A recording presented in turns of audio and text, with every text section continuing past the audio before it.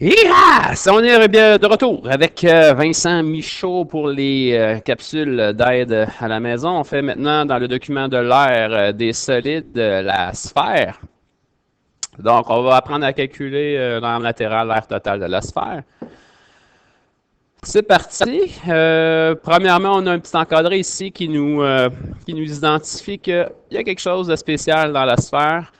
On dit que la hauteur et le diamètre sont identiques. Donc, lorsqu'on dit qu'ils sont identiques, ça veut dire ils valent la même chose. Alors, le diamètre étant 2 fois le rayon, ce que je trace en bleu présentement étant un rayon. Alors, si je continue en bas ici, c'est un autre rayon. Mais au total, le grand côté vert que je trace devient donc le diamètre. Et le diamètre est la même chose que la hauteur de la sphère. On parle de la même affaire. OK.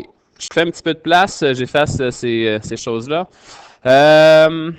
Pour ce qui est du développement de la sphère, on va passer vite dans la capsule, on en parle en classe. Quel est l'aire latéral?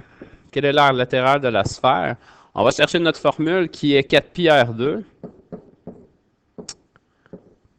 4πr2 et on fait simplement entrer les chiffres dedans. Donc 4, nous on remplace pi par 3.1416. Certains enseignants ne font pas ça. C'est de s'ajuster avec l'enseignant en question.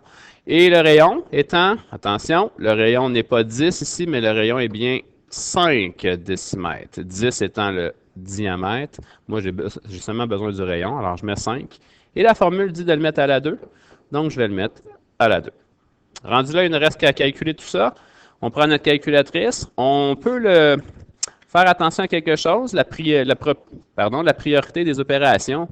On doit toujours commencer avec les exposants premiers. Donc, 5 à la 2 vaut 25.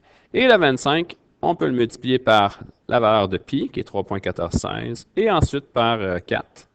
Et j'obtiendrai ma réponse, qui est 314,16.